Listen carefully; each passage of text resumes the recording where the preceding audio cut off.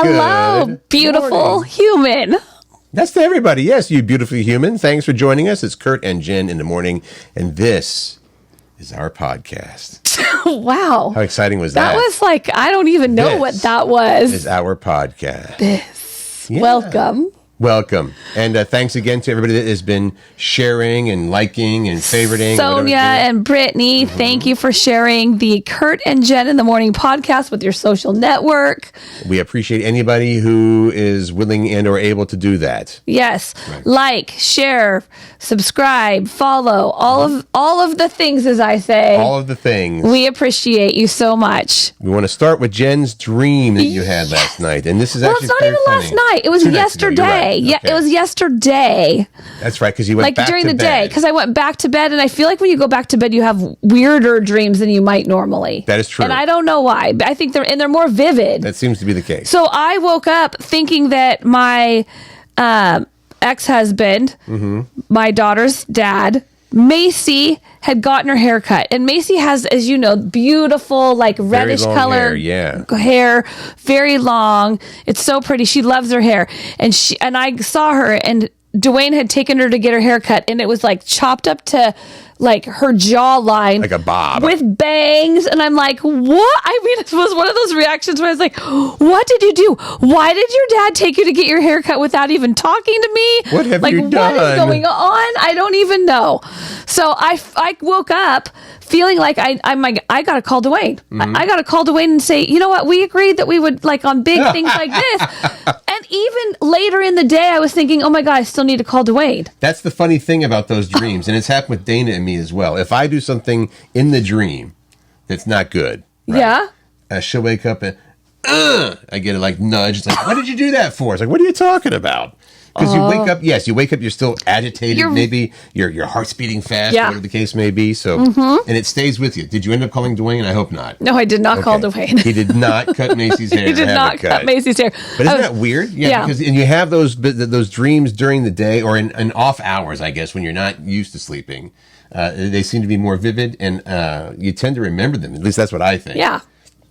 Remember those dreams. Okay, They stay with you. Yes, they do. I'm giving you a quick update on my HRT, my hormone replacement therapy. Okay.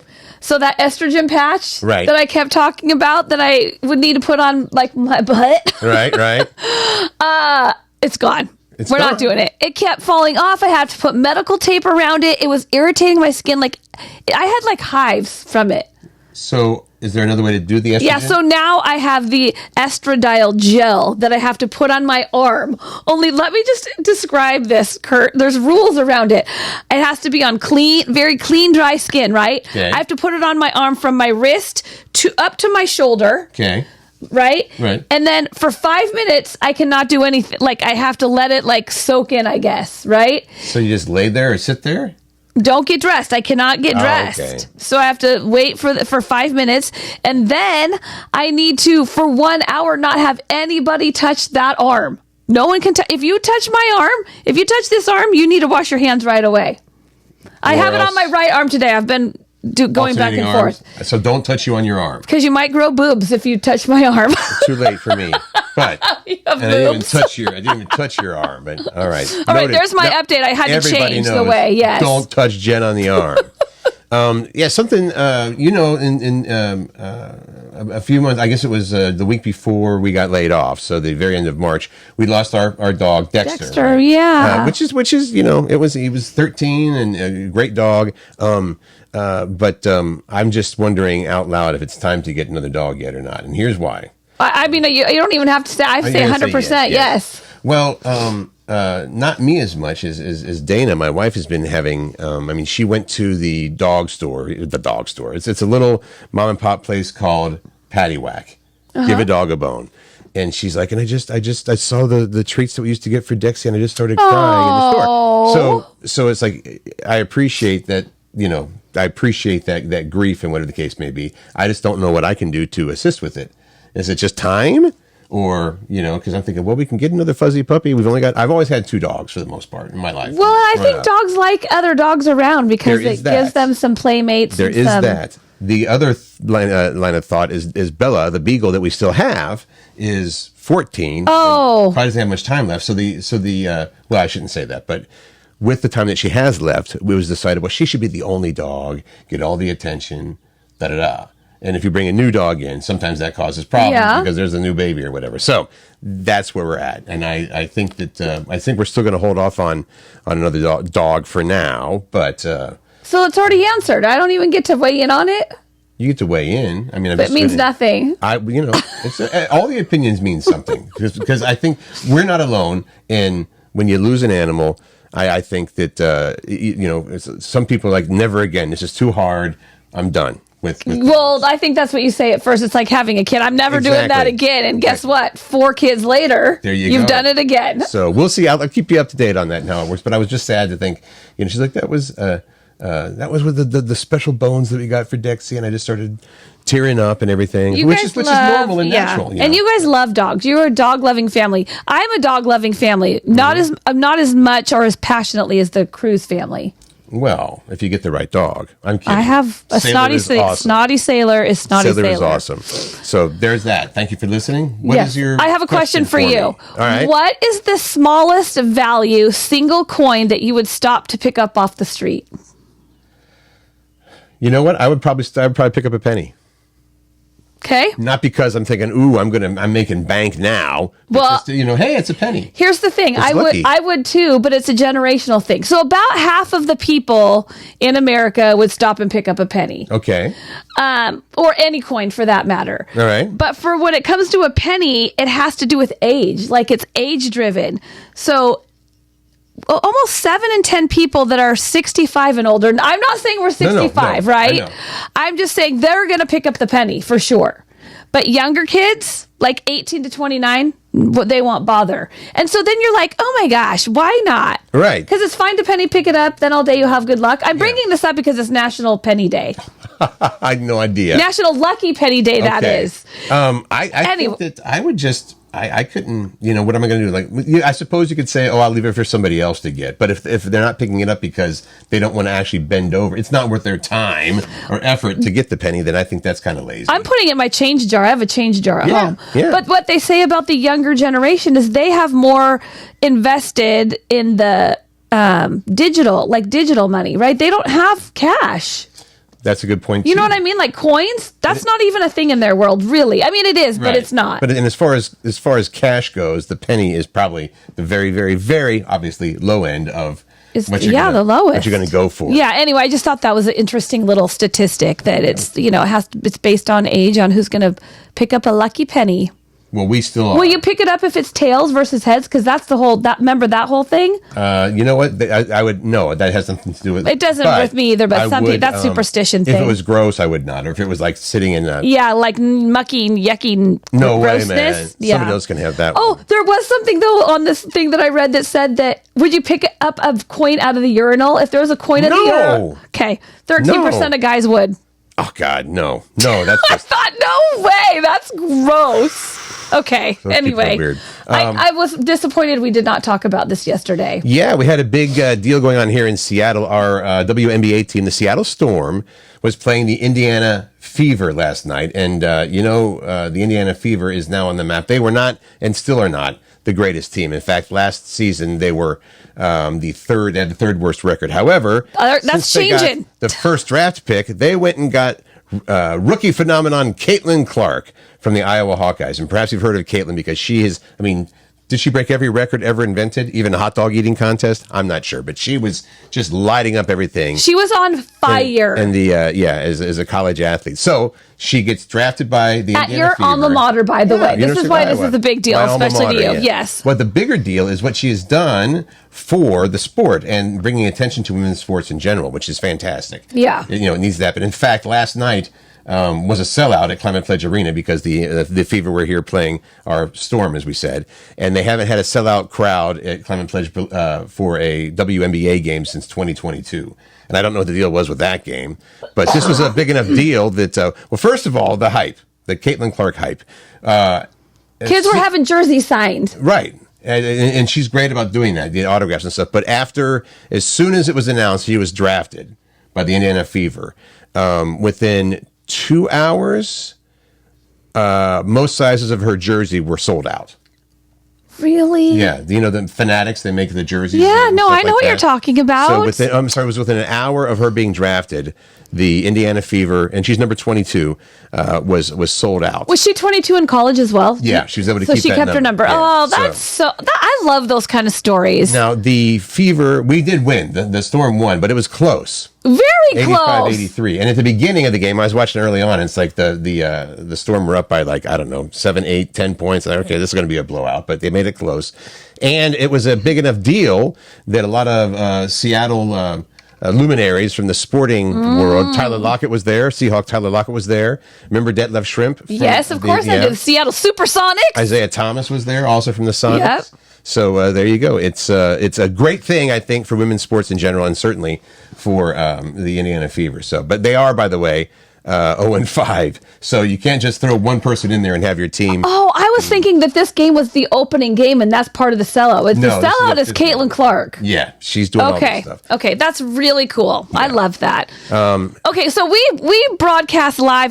My home state is Washington. Mm-hmm. Curt, you've been here forever. Right. And this is why we bring this up, because there are a lot of names in our state that people cannot pronounce, and I pride myself, because I'm from here, I obviously know how to pronounce most of them, but there are some I do not, and now they're adding one that I'm like, come on, are you kidding me? The deal is, tell us, Curt. They're building a trail, and if you're familiar with the area, this trail, it's in Pierce County, which is south of here, and it runs from the south of Bothell, south of Seattle. Yeah, way south. I'm just making sure people know. It's a 12-mile trail, and it runs from the Puyallup River Walk Trail up through Fife, and it will end in downtown Tacoma. So 12 miles of this trail, which is fantastic. So up in our area, we have the Burt Gilman Trail. That is one of many, yes. But they named the trail now. Get ready for it. WSDOT.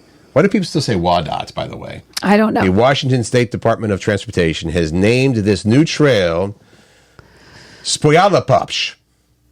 Spuyaləpabš. Popsh. But that popsh part is spuyaləpabš. It's the spuyaləpabš Trail. And there's what's the character? I don't even know the character on the E at the end, right? Is that a spuyaləpabš? An umlaut? I don't think that's what that is. So it's SPUYL. What's an upside down E? I forget. Because this is, indigenous. This is actually the Puyallup tribe. I do love this part of. I love that part of the story. Okay. So SPUYAL upside down E. PAB is in boy with an S and a squiggly over the top of it. A squiggly, or is it it's like an upside down, it's a pointer. Triangle. Like an upside down triangle with spuyaləpabš. I should have done our research, Curt. The spuyaləpabš Trail. I didn't know we were going to have to research. Spuyaləpabš. The characters of how to spell it. It translates to the people of the bend at the bottom of the river. That's cool. I like that as well. So it's meant to honor the Puyallup tribe of Indians, since the trail runs through the land. So and now you know. Get used to saying spuyaləpabš Trail. Spuyaləpabš. That's going to be tough. Okay, I have to bring this up because it was so brilliant. Okay. Yesterday, I have more time on my hands now, and I've been more scrolling on social, which I should not. I'm not even going to go there. Not even going to go there. I'm not even going there. I just need to get out of my funk. Ryan Gosling was on the Colbert Report. Colbert Report. Yeah. And he did this lightning round of questions. It was awesome. And if you haven't seen it, I would go see it because he has some great answers for all of them. But my favorite one was this. What's that? He said, what's your favorite sandwich? Okay. What would you say? What would you say? I know it's a basic question. Turkey on Swiss. Right. Turkey So people Swiss? might say grilled cheese or peanut butter and jelly, all the basics. Right. What's his answer? Ice cream. Ice cream sandwich. Oh, yeah. Brilliant. And here's what he said. He's like, you know what? Here's the thing. Everybody has their favorite kind of sandwich, right? But you put ice cream sandwich in that mix, and all of a sudden your decision has changed. It's true. And it has changed mine. So next time anyone asks me what my favorite sandwich is, I'm going to copy him and say ice cream because it truly is my favorite. I freaking love an ice cream sandwich. But that does beg the question, does that count as an actual sandwich? It's called an ice cream sandwich. I understand that. Well, anyway, I thought it was brilliant. Is a taco a sandwich? Right. I thought it was brilliant, and I wanted to bring it up. And it's worth going to check out that little clip online on YouTube because it was a great one. Ice cream. That is pretty awesome. Right? That is a great answer. All right. This has been a long time coming, I think. Remember when we were growing up? Yes. Growing up, even as adults, when a concert would come, oh, so-and-so's coming in concerts. You would go out and you'd stand in line. People maybe would go there the night before and camp out so they could be the first person to get tickets to go see whoever it was. But then Ticketmaster came along and, they made it so you could do the stuff online, which is great. However...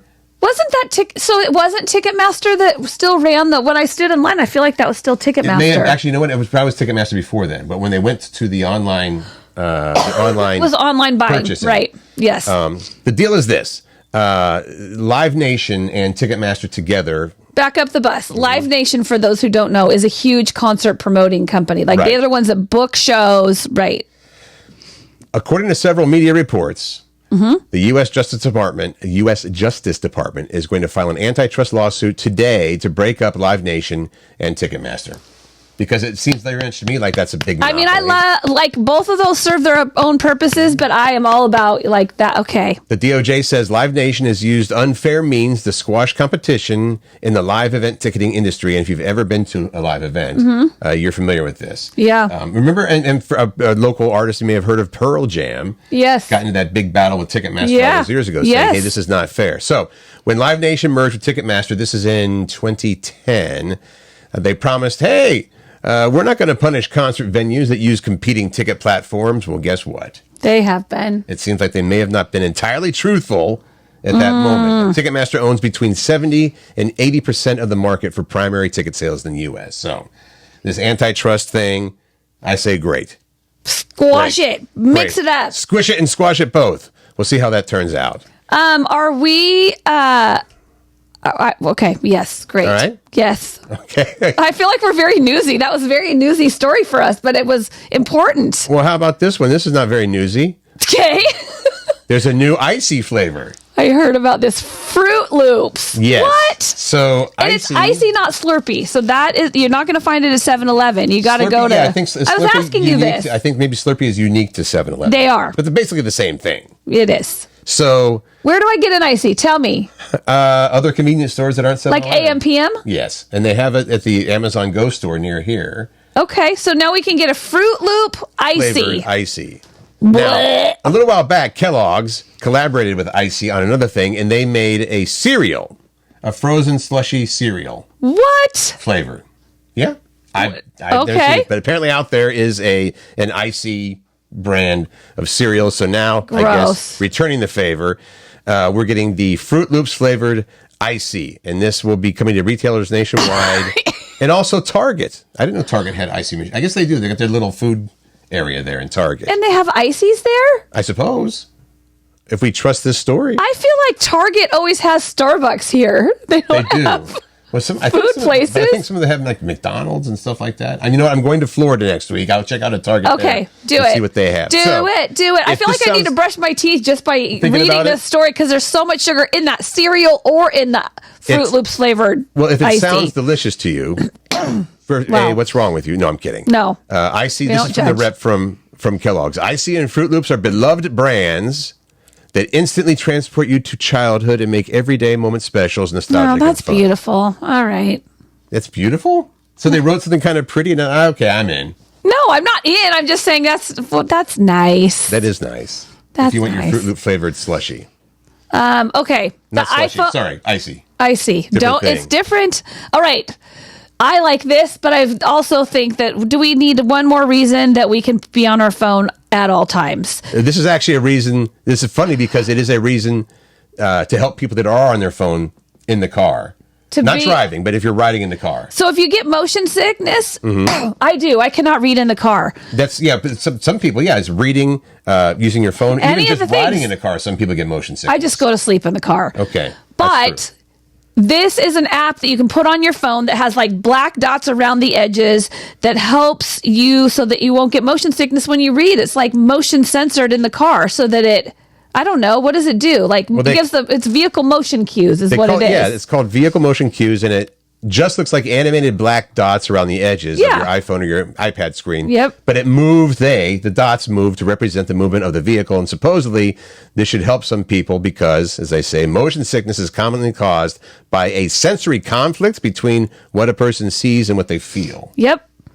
Are you going to try it out? No, because here's the thing. I don't want my kids on the phone or on their phones or on their devices even more. I just was looking when I was on Instagram. There was a meme that said, "Get your head out of your phone because life is passing you by." Life is passing you by. And life literally is passing you by when you're in the car and have your phone buried. So I'm always like, look up in the sky. There's so much beauty around. I was just mentioning this to you. There's so much lusciousness right now with it being spring. There's so much green in our area, even on the freeways. Right. There's so much green, and just pay attention. And blooms coming out.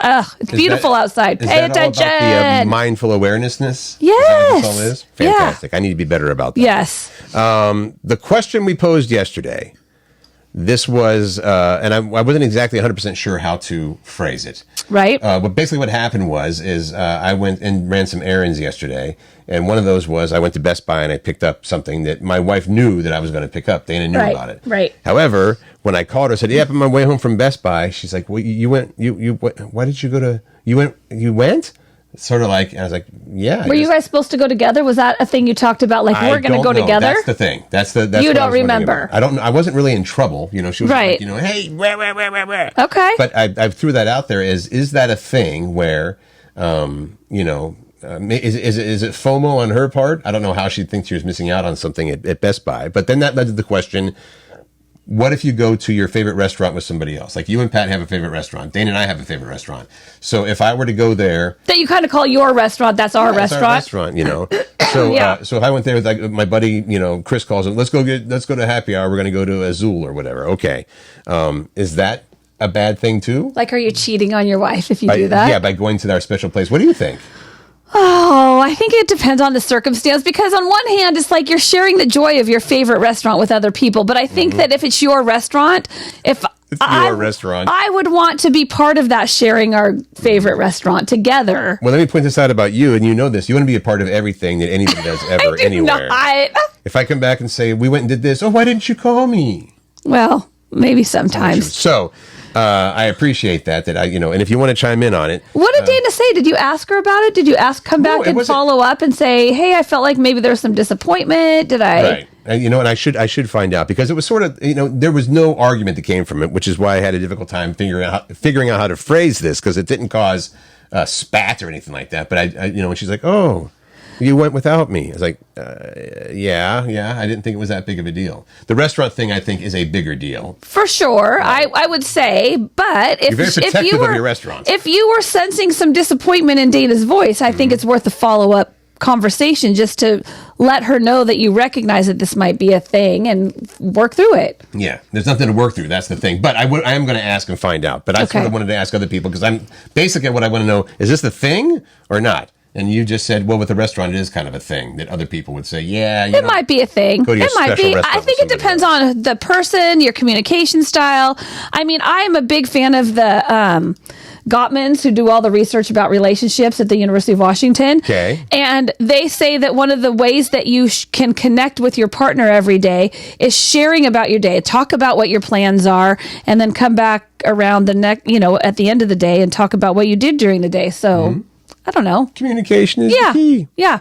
This is silly. This next thing is silly. Would you go to someone's half-birthday party? Would you go to someone's half-birthday party? When I posed this question to you earlier before we hit the record button on this, you said no. No, right away. Well, first of all, half birthday parties apparently are a thing. So we got to start off with that is a thing. Can I just back up the bus before you even go into the story? Because here's where my brain went. What? There are times when I'm like, let's celebrate the half birthday instead, because it's their birthday so close to Christmas and it gets muddled up in that stuff. In that case, I would not disagree. Okay. Well, but you were just so quick to say, no, I'm not. Well, that's just people that were born like within that month of December or whatever the case may be, right? Yeah. For everybody else, if you have a birthday in June, do you also celebrate a half birthday in December or whatnot? Is that what this is asking about? Is it like you get 2 birthdays a year then, or is it asking about? Well, I think that people would say, "Hey, you can have a party any old time for any old reason." And so, yes, if you're looking for an excuse to have a party, guess what? It's my half birthday. I don't need any excuse to have a party. I'll just throw one. That is true. Now, this was a poll of about 14,000 Americans. Okay, that's a good, healthy poll. That are pretty evenly split. The question asked was, how would you react if you got an invite to a half birthday party? About 1 in 4 said that they would like and or love to be invited to a half birthday party. Yes. And about another 1 in 4 said it's a dumb idea, and then everybody else is neutral. So either you like or love it. About half is neutral, and then a quarter love it, and a quarter hate it. And it seems like it's a young person thing more often than not. 1 in 5, it was people under 30, said that they've celebrated a half birthday before, compared to just 4% of seniors. There's a big gap in there between under 30 and seniors. Yeah, that's true. Now, you just said you would go to a half birthday party. My reason for not wanting to go is I don't know if I even go to an actual birthday party. It's like it takes a lot. It takes a lot to get us out of the house. We like our house. We like our yard. Here's what I don't like. What's that? Half birthday insinuates presents. And it's like if you're celebrating a half birthday and you've already celebrated your actual birthday, no, I don't. Then I don't like it. I don't like that. I do like the idea. And here's the thing. If you're just throwing a half birthday because you want to get your friends together, you don't need a reason. Just get together. And I feel like that's the younger generation too. Macy, well, even Riley, my 2 girls, they're like, I always wanted to be out with my friends. I was doing anything I could to let's go to the movies. Let's go to the park. Let's go. I mean, anything. Right. And because everything is so on social and you can do everything, you can play your video games. We had to get together to play our video games, to play Atari. Now they don't have to. I want my kids to get together. If you need a half birthday party to do it, now I'm on board. And especially with the December thing, because my younger sister is December 18th. That's her birthday. For sure. And let's say you're a twin and you don't want to celebrate on your sibling's birthday, then you do the half birthday and they get the full birthday. I mean, there's lots of reasons why it would be a good reason to do a half birthday party. So your answer to this, I guess it's yes, is what I'm saying. Take the invite. I'm still a no. I suppose I'd be a all maybe. Right. Usually what would happen is I would say, and if Dana's going, would it be fun? It's like, okay, we'll go. It's at Jen's house. It will be fun. It will be fun. Speaking of which, the birthday thing. Then you have to get a gift, and that's why I want to pose the question, or we want to pose this question. Right, because you get to a certain age, and we've all said this, I don't need any more, you hate to say crap, but you're like, okay, don't, even around the holidays, around Christmas, What's on your wish list? I don't know. I don't have anything. A gift card, and people are like, or cash. I'd love to get cash, by the way.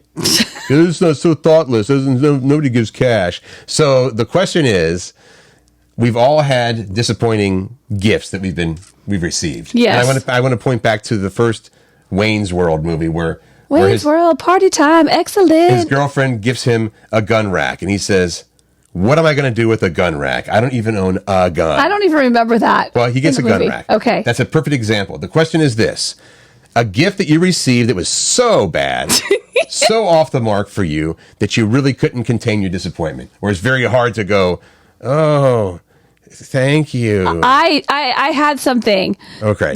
I was a real snot rocket about it. I regret it. My reaction. Really? Yes. It was it was really snotty. We're going to throw this up for you to respond to. The question is, was there a gift you received that was so bad or so off the mark that you could not contain your disappointment?